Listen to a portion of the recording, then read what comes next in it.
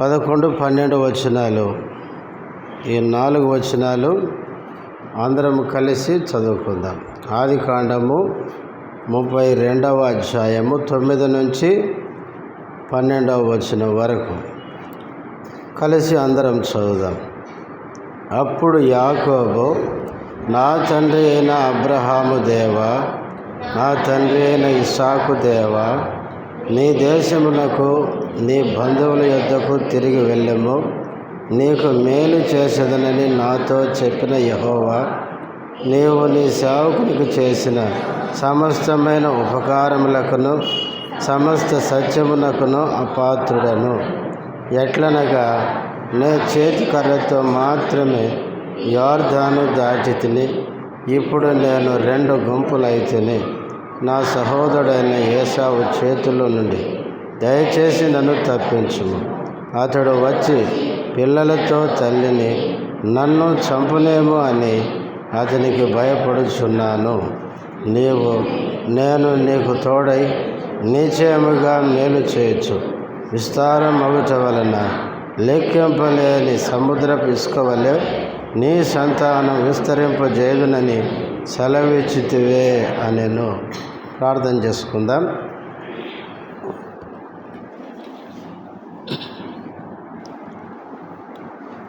ప్రేమ కలిగిన మా తండ్రి, పరిశుద్ధుడమైన దేవ, యేసయ్య ఘనమైన ఉన్నతమైన శ్రేష్టమైన నామములో వందనములు, స్తోత్రాలు చెల్లిస్తుంటున్నాం. ఇంతవరకు పాటల్లో సహాయపడారు, అందును బట్టి స్తుతిస్తుంటున్నాం. కొద్ది నిమిషాలు ఈ సన్నిధిలో ప్రార్థనలో గడుపుకుమునకు చదవబడిన వాక్య భాగములో నుంచి ప్రార్థన కొరకై మాకు కావలసిన నీ మాటలు మాకు దయచేయండి. నీ దాసుడు బలహీనుడు, బలపరచుము, నీ మహిమ కొరకు వాడుకొనమని ఈ సంఘ ప్రార్థన అంతట్లో మీ సహాయాన్ని కోరుకుంటూ యేసుక్రీస్తు నామములో స్తుతించి ప్రార్థిస్తున్నాము తండ్రి, ఆమేన్.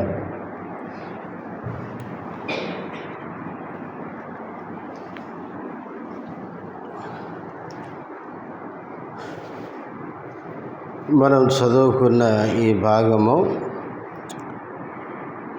యాకోబు తన జీవితంలో దేవునికి ఆయన చేసిన ప్రార్థన అని మనం ఇక్కడ చూస్తాం.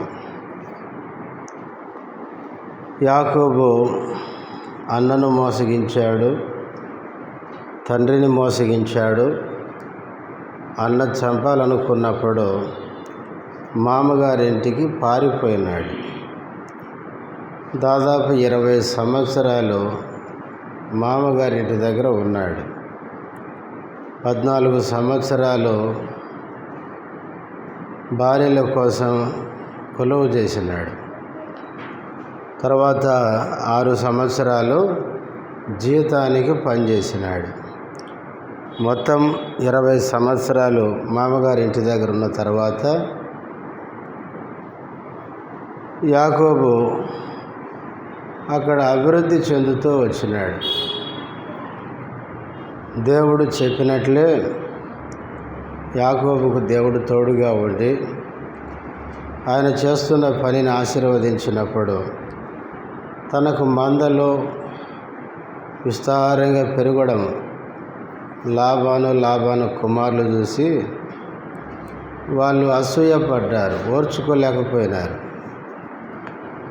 ఎప్పుడైతే వాళ్ళు అసూయపడ్డారో అది యాకోబు గమనించి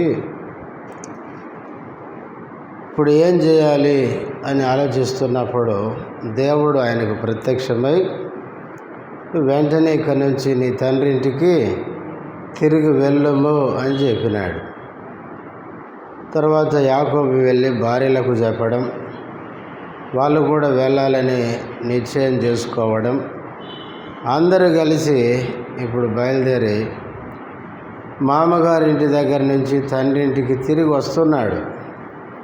అవి వచ్చే క్రమంలో ఇప్పుడు యాకోబు అన్న ఉండే ఏదోము దేశం గుండా రావాల్సి వచ్చింది.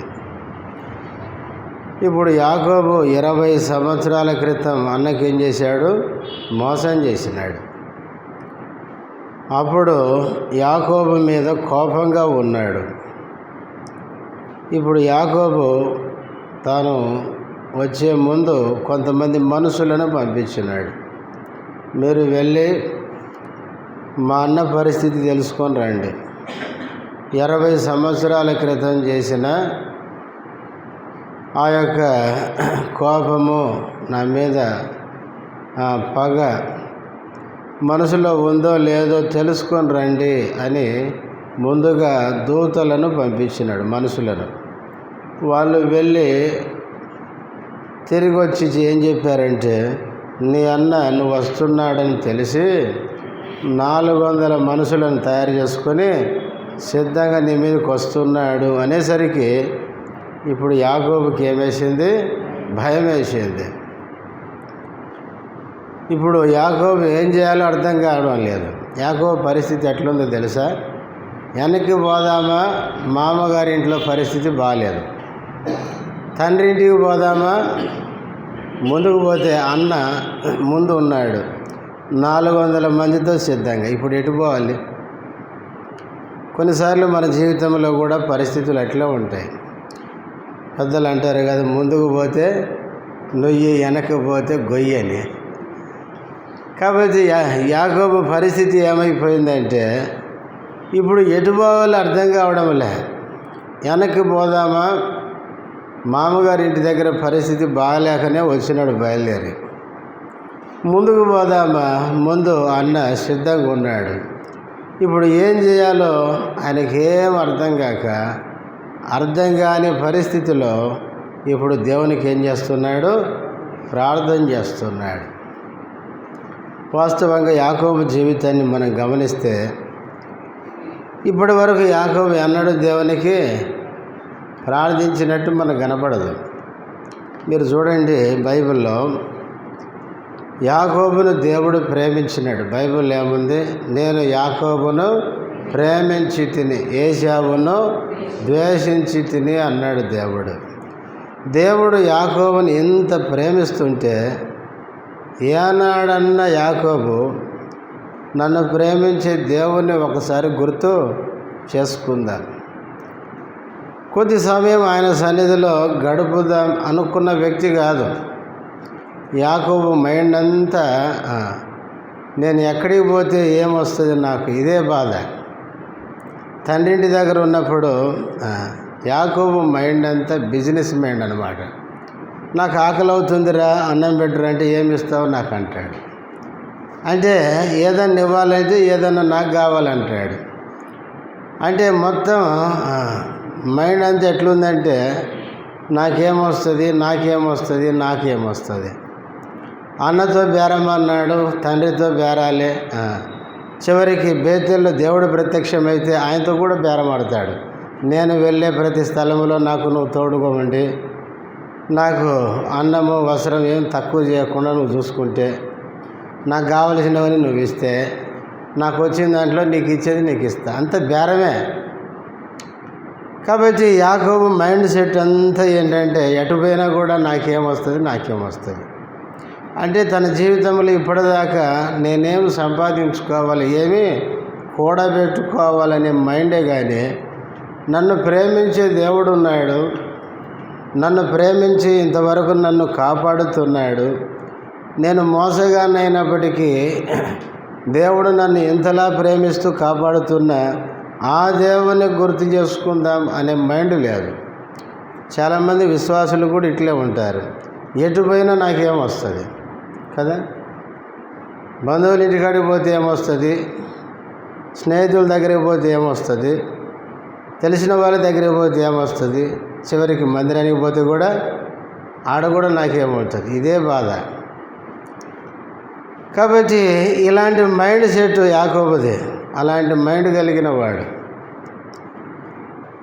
కాబట్టి అది కావాలి, ఇది కావాలి, ఇది కావాలి, అది కావాలని అన్నీ తెచ్చి పెట్టుకొని అన్నీ చుట్టూ వచ్చిన తర్వాత ఆయనకు నెమ్మది లేకుండా పోయింది. మనం ఈ జీవితంలో మనం గుర్తుపెట్టుకోవాలి, దేవుడు ఏదైతే మనల్ని దీవించి ఇస్తాడో దాని ద్వారా మనకేముంటుంది? సంతోషం. దేవుడు ఇవ్వనిది ఏదైనా మన దగ్గర ఉంది అంటే అదంతా నీకు పెద్ద నష్టం, నీకు నెమ్మది లేకుండా చేస్తుంది. నిజమైన ఆశీర్వాదం ఏంటంటే ప్రభు నీకు ఇచ్చిందే.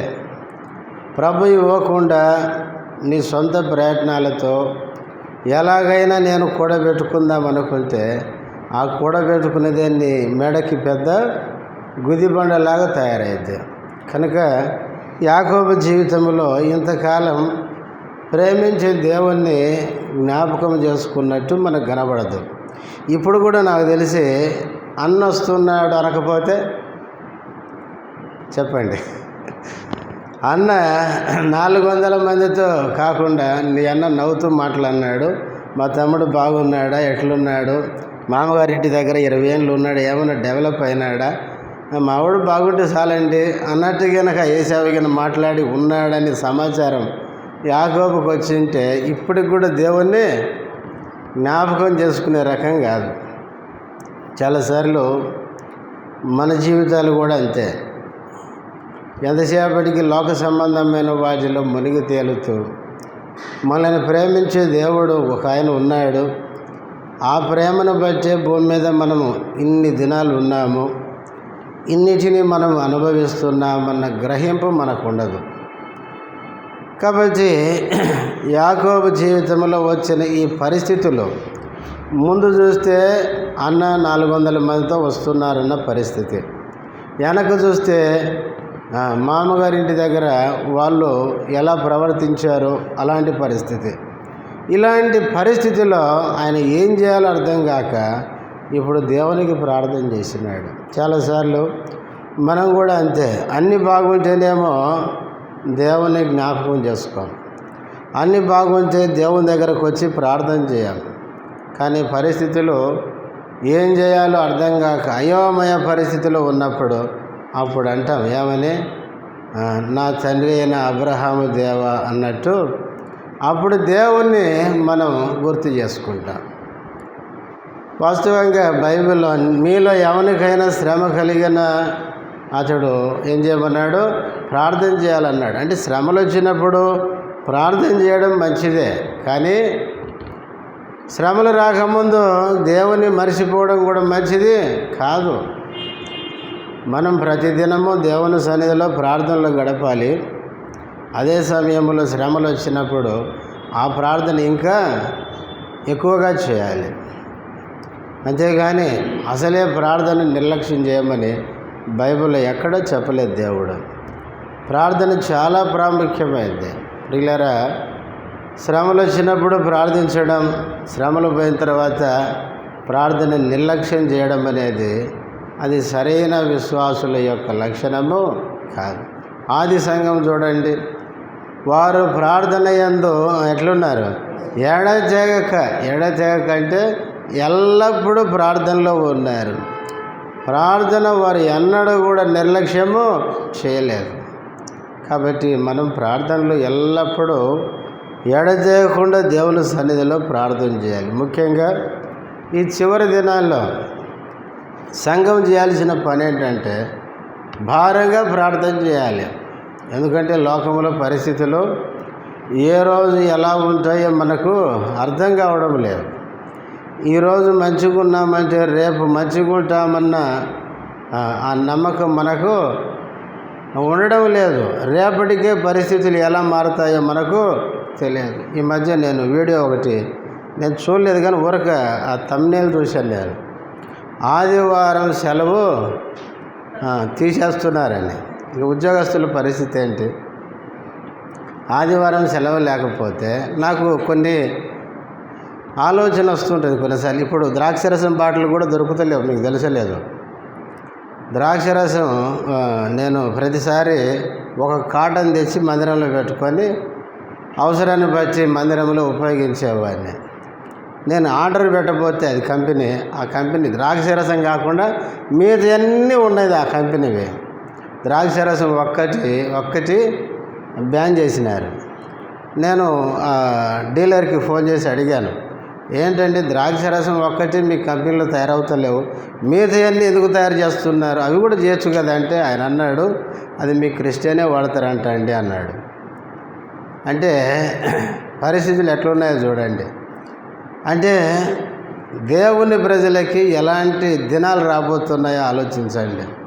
అందుకే నేను ఆన్లైన్లో వేరే మన క్రిస్టియన్ కంపెనీలు ఉన్నాయి, అమెజాన్లో మన క్రిస్టియన్సే తయారు చేసి మన కోసం పంపిణీ చేస్తున్నారు.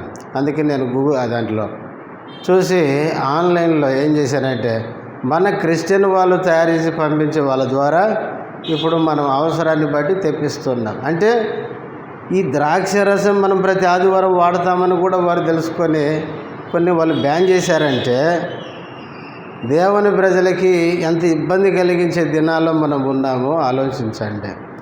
చివరికి ఆదివారం మనం ఆరాధన చేసుకోవడానికి కూడా మనకు స్వేచ్ఛ లేకపోతే ఇక రాబో దినాల్లో పరిస్థితులు ఎట్లుంటాయో ఆలోచించండి. అందుకనే ప్రియులారా, ముందు దినాల్లో ఎలాంటి పరిస్థితులు మనకు రాబోతాయో మనకు తెలియదు.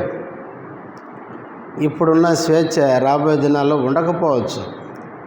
క్రైస్తవులకి ఎన్నో ఇబ్బందులు రావచ్చు, బైబిల్లో వస్తాయని కూడా ఉంది, రావచ్చు. కాబట్టి ఇలాంటి పరిస్థితుల్లో దేవుని ప్రజలం చాలా ఏం కావాలండి, భారముతో దేవుని దగ్గర ప్రార్థన చేయాలి. బైబిల్ ఏముందంటే శోధనతో పాటు దేవుడు మనల్ని తప్పించుకునే మార్గాలు కూడా చూపిస్తాడంట. అందుకనే మనం ప్రార్థన చేస్తే దేవుడు ఏం చేస్తాడంటే దుష్టుని యొక్క ఆలోచనలన్నీ కొట్టేస్తాడు, దేవుని కార్యాన్ని దేవుడు జరిగించుకుంటాడు. కాబట్టి ఇక్కడ యాకోబు జీవితంలో ఎన్నడూ ప్రార్థించని వాడు ఎటు తోచని పరిస్థితిలో దేవునికి ఏం చేస్తున్నాడు, ప్రార్థన చేస్తున్నాడు. ఏమని చేస్తున్నాడు చూడండి, 32వ అధ్యాయము ఆదికాండము 9వ వచనం.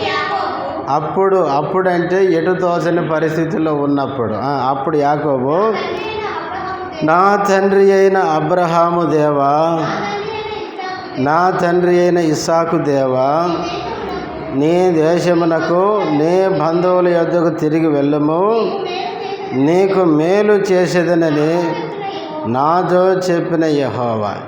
యాకోబు ప్రార్థన చేస్తూ అబ్రహాము దేవా, నా తండ్రి అయిన ఇస్సాకు దేవా అని ఇప్పుడు ఏం చెప్తున్నాడంటే నీ దేశానికి నీ బంధువుల యొద్దకు తిరిగి వెళ్ళుము, నీకు మేలు చేసేదని నాతో చెప్పిన యెహోవా. అంటే ఈ యొక్క యాకోబు యొక్క ప్రార్థనలో ఏం జ్ఞాపకం చేస్తున్నాడంటే దేవుడు చెప్పిన మాటను దేవునికి జ్ఞాపకం చేస్తున్నాడు. నాతో నువ్వు చెప్పావు, నా తండ్రింటికి బొమ్మన్నావు, పోతే మేలు చేస్తానని చెప్పావు, కాబట్టి వెళ్తున్నాను, కానీ మేలు జరిగేటట్లు లేదు. ఎందుకంటే 400 మంది ఉన్నారు రెడీగా, నాకు కీడు జరిగేటట్టు ఉంది. కాబట్టి మేలు అన్నావు కదా, ఇప్పుడు పరిస్థితి చాలా ఘోరంగా ఉంది. ఇంకా కింద అంటాడు, ఏమంటాడు చూడండి, కింద 11వ వచనం, లేకపోతే 12వ వచనం చదవండి. నేను నీకు తోడై నిశ్చయముగా మేలు చేయుచు విస్తారమగుట వలన లెక్కింపలేని సముద్రం ఇసుక వలె నీ సంతానము విస్తరింపజేయుదునని దేవుడు సెలవిచ్చిన దాన్ని దేవునికి గుర్తు చేస్తున్నాడు. నువ్వే కదా సెలవిచ్చింది, నేను నీకు ఎట్లుంటానో తోడై ఉంటాను, నీకు మేలు చేస్తాను, నీ సంతానాన్ని ఏం చేస్తాను, ఇసుక రేణువులంతా విస్తారంగా చేస్తానన్నావు. అయితే ఇప్పుడు పరిస్థితులు అట్లా కనపడడం లేదు.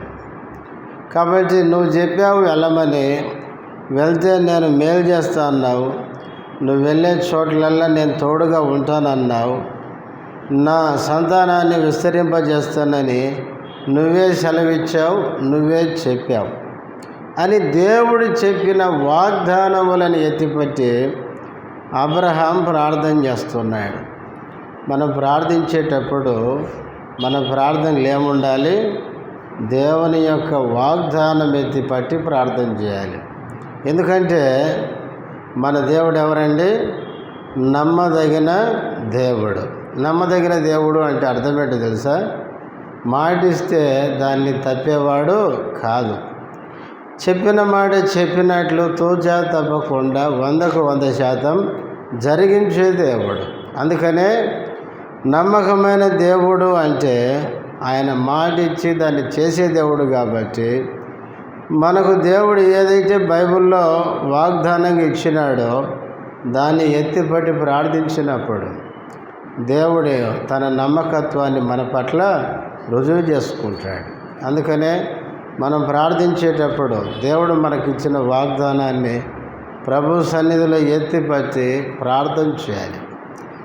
దేవుని వాగ్దానం అనేది చాలా విలువైంది, గుర్తుపెట్టుకోండి. ఎందుకంటే ఇప్పుడు ఒక గొప్ప వ్యక్తి ఒక మాట చెప్పాడు అనుకోండి, ఆ మాటకి ఏముంటుంది చెప్పండి? ఇప్పుడు మన అధికారులు వస్తుంటారు, నాయకులు, మనము వాళ్ళకి మన సమస్యలు చెప్పుకుంటాం. సమస్యలన్నీ విని నేనున్నా నీకు చేస్తానంటే ఏం చేస్తాం? చప్పట్లు కొట్టండి, చప్పట్లు అంటాం. చేస్తాడో పోతాడో మనకు తెలియదు. చెప్పేటి ఎక్కువ, చేసేది తక్కువ ఉంటుంది. అది ఎందుకు అంత సంతోషపడి సంబరపడి చప్పట్లు కొట్టమంటామంటే గొప్ప వ్యక్తి చెప్పిన మాట, అందుకని నెరవేరుతుంది అన్నట్టు చప్పట్లు కొడతారు. ఇంకా జరిగే సంగతి తర్వాత కదా. కానీ ఒక గొప్ప వ్యక్తి చెప్తేనే అంత మనం సంబరపడి చేస్తాడని నమ్మకం పెట్టుకుంటారు. మన దేవుడు మాటతో సృష్టిని చేసిన దేవుడు, ఈ సృష్టిని నిర్వహించుచున్న దేవుడు. భూమి ఆకాశం సమస్తము ఆయన మాటకు లోబడుతుంది. ఒక దినం అవుతుంది అంటే దేవుని మాట ప్రకారమే అది నడుస్తుంది. అందుకే ఇంత గొప్ప దేవుడు, సర్వాధికారము కలిగిన సర్వశక్తి కలిగిన దేవుడు ఆయన బిడ్డలమైన మనకు వాగ్దానం ఇచ్చినప్పుడు దాన్ని మనం ఖచ్చితంగా నమ్మి ప్రభు కార్యం చేస్తాడని విశ్వసించి ప్రార్థించాలి. చాలాసార్లు మనం ఏం చేస్తామంటే దేవుని మాటని చాలా తక్కువగా తీసుకుంటాం. దేవుని మాటలను నమ్మడానికి మనకు రుజువులు ఉండాలి. మనం ఎప్పుడు గుర్తుపెట్టుకోవాలి, దేవుడు ఏదైనా నెరవేర్చడానికి ఏ రుజువు అవసరమో లేదు. కొంతమంది అంటుంటారు, అబ్రహాముకు 100 ఏళ్ళకి, శారాకి 90 ఏళ్ళకి ఎట్లా పుట్టాడు కొడుకు? స్త్రీ ధర్మం ఆగిపోయినా కూడా ఎట్లా పుట్టాడు? సృష్టి ధర్మానికి విరుద్ధంగా బైబిల్ అట్లా పుట్టినట్టుంది, అందుకే మేము తప్పని చెప్తున్నామంటారు. ప్రియులారా, అసలు సృష్టికి సృష్టికర్తకి ఏం సంబంధం ఉండదు. అసలు ఏమీ లేనప్పుడే శూన్యంలో దేవుడు మాట చెప్తే ఈ సృష్టి ఇంత పెద్దది కలిగితే, ఒక సృష్టిలో ఒక వ్యక్తికి ఒక బాబునివ్వడానికి, కొడుకునివ్వడానికి సృష్టికర్తకి చేత కాదనుకోవడం ఎంత అజ్ఞానం. సరే, వాళ్ళకంటే దేవుడు తెలియదు, బైబిల్ తెలియదు, దేవుని శక్తి తెలియదు. అలాంటప్పుడు దేవుని నమ్మిన మనం కూడా నమ్మకపోవడం ఎంత అజ్ఞానం అంటే, దేవుని మాటను అంత విలువగా ఎంచకపోవడం ఎంత విచారకరం. దేవుడు గుర్తుపెట్టుకోండి, ఏమైనా చేయగలడు ఈ సృష్టిలో. దేవుడు చేస్తాను అంటే ఖచ్చితంగా చేస్తాడంతే.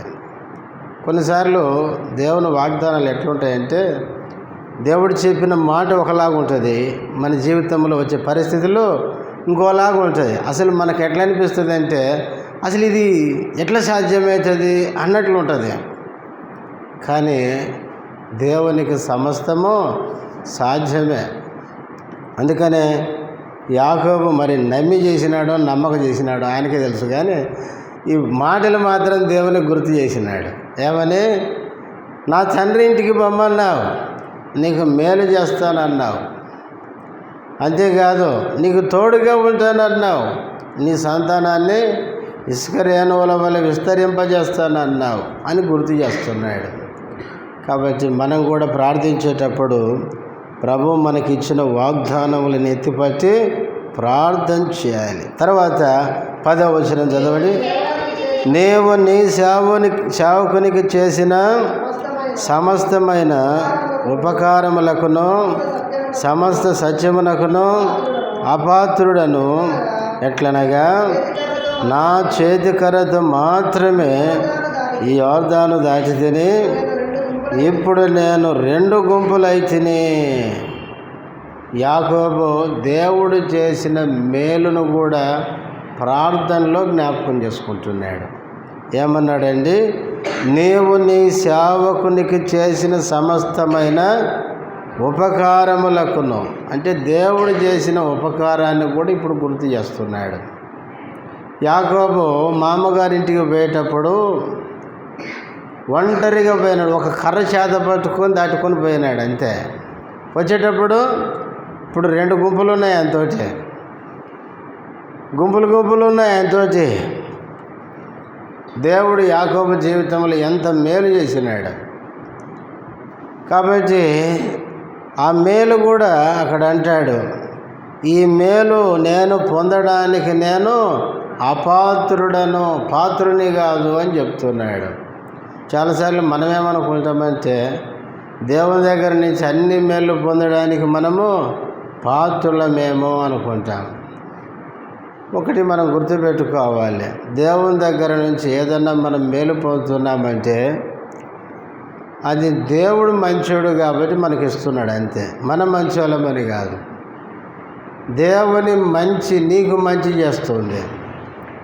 ఒకవేళ అందుకే కొన్నిసార్లు కొంతమంది ప్రార్థన, మొన్న ఒక ఆయన చెప్పినాడు, ఒక దైవజనుడు మంచి మాట చెప్పినాడు. ఏం చెప్పినాడంటే, ఈనాడు క్రైస్తవులకి ప్రార్థన చేసేటప్పుడు కూడా కొన్నిసార్లు ఈ మాట ఉపయోగిస్తారు. ఏమని? దేవా నాకు న్యాయం చేయి, నాకు న్యాయం చేయి అని ప్రార్థన చేస్తారు. దేవుడు గనక న్యాయమే చేస్తే చెప్పండి, ఇప్పుడు నీకు సిల్లిగవ్వ దొరకదు అన్నాడు. ఎందుకంటే నీ బతుకుని చూసి దేవుడు నీకేమీ చేయడానికి లేదంట. మన ఒక దైవజనుడు చెప్తుంటే విన్నాను. అయ్యా నా పక్షంగా నాకు నువ్వు న్యాయంగా చెయ్యి అంటే, దేవుడు నిజంగా న్యాయవంతుడిగా నీ బతుకుని చూసి న్యాయం చేయాలంటే దేవుని దగ్గర నుంచి నీకు నాకు ఏమీ దొరకదంట. చాలాసార్లు మనం అంటాం, దేవా నా పక్షంగా నువ్వే న్యాయం చేయ అంటే దేవుడు అంటాడు, మరి నేను చూసి చేయడానికి ఏముంది చెప్పు? నీ మాటలు మంచిగా లేవు, క్రియలు మంచిగా లేవు, హృదయం మంచిగా లేదు, నడిచే నడవడిక మంచిగా లేదు. నేను చూసి ఏమని చేయాలి మంచిగా? ప్రియులారా, దేవుని దగ్గర నుంచి మనం ఏదైనా పొందుతున్నామంటే మనం ఎప్పుడు గుర్తుపెట్టుకోవాలి, అది ఆయన మంచి అంతే. దేవుడు మంచివాడు కాబట్టి అన్నీ మనకు మంచి ఈవులు ఇస్తున్నాడు అంతే. నీ మంచిని బట్టి దేవుడు ఎప్పుడు ఏది చేయడు, గుర్తుపెట్టుకోండి. దానియేలు లాంటి గొప్ప ప్రవక్తే ఏమన్నాడు చూడండి. దానియేలు గ్రంథం త్వరగా తీయండి, ప్రార్థనలోకి వెళ్దాం. 9వ అధ్యాయం దానియేలు గ్రంథం 9వ అధ్యాయం 18వ వచనం. నీ గొప్ప కనికరమును బట్టియే మేము నిన్ను ప్రార్థించుచున్నాము కానీ మా స్వనీతి కార్యములను బట్టి నీ సన్నిధిని నిలవబడి. అబ్బా, ఎంత మంచి మాట కదా. వాస్తవంగా దానియేలు ఎవరండి? దానియేలు గ్రంథం మనకు తెలుసు. దానియేలులో తప్పు లోపము లేనివాడు. దేవుడే ఏమన్నాడండి? నాకు నువ్వు బహు ప్రియుడవు అని సాక్ష్యం ఇచ్చిన వాడు. అంత గొప్ప ప్రవక్తే దేవుని దగ్గర ప్రార్థించేటప్పుడు నా స్వనీతిని బట్టి నేను చేయడం వల్ల ఈ ప్రార్థన. అయితే నేను నీ దగ్గరకు వచ్చి ప్రార్థన నీ కనికరాన్ని బట్టి, అంటే అయ్యా నువ్వు కనికరం కలిగిన దేవుడవు, నువ్వు మంచి దేవుడవు, నీ గుణాన్ని బట్టి, నీ మంచితనాన్ని బట్టి నువ్వు నాకు న్యాయం చేయి, నాకు సహాయం చేయి అని ప్రార్థన చేస్తున్నాడు.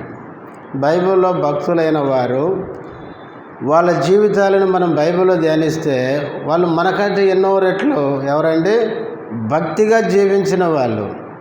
దేవుని దగ్గరికి వచ్చి ప్రార్థించేటప్పుడు అయ్యా మా క్రియలను బట్టి మాకు సాయం చేయమని లేదు, వాళ్ళు ఏమైనా ప్రార్థన చేస్తారంటే, నువ్వు కనికరం కలిగిన దేవుడు, నువ్వు మంచి దేవుడు కాబట్టి నీ మంచితనాన్ని బట్టి ఏదైనా మాకు సహాయం చేయి.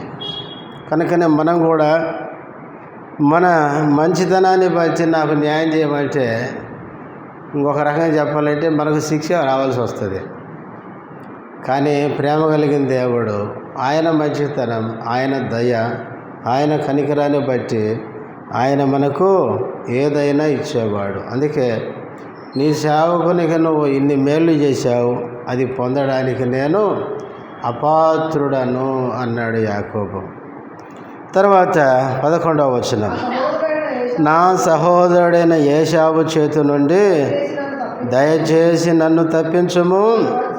అతడు వచ్చి పిల్లలతో తల్లిని నన్ను చంపునేమో అని అసలు విషయం ఇప్పుడు చెప్తున్నాడు. ఇక ఏమంటున్నాడంటే, అయ్యా మా అన్న ఇట్లాంటాడు, ఇంట్లో ఒకచోటని ఇద్దరం పెరిగాము, వాడు ఏటని ఎట చంపుతాడు, అటన చంపేస్తాడు. కట్టుకోడు ఏం చేస్తాడు చెప్పండి? కత్తి తీసి ఫట్టును కొట్టేస్తాడు తలకాయని. గిలగల కొట్టుకుంటుంటే ఎలాగైతేసి సర్రని కిందకి చీరి పార్ట్ కట్ చేసి ఆడ పడేస్తాడు. అంతే, ఏం దయ జాలి కనికరం దాని మీద ఉండదు. మా అన్న అట్లాంటాడు. అడవి జంతువు కనపడితే దాన్ని ఒక్క దెబ్బతో కొట్టేస్తాడు. దాన్ని ఏం చేస్తాడు? ముక్కలు చేసేస్తాడు. నా పని కూడా అంతే. ఎంత క్రూరుడో మా అన్న తెలుసు. అందుకని దయచేసి నన్ను తప్పించు ఆయన చేతిలోంచి.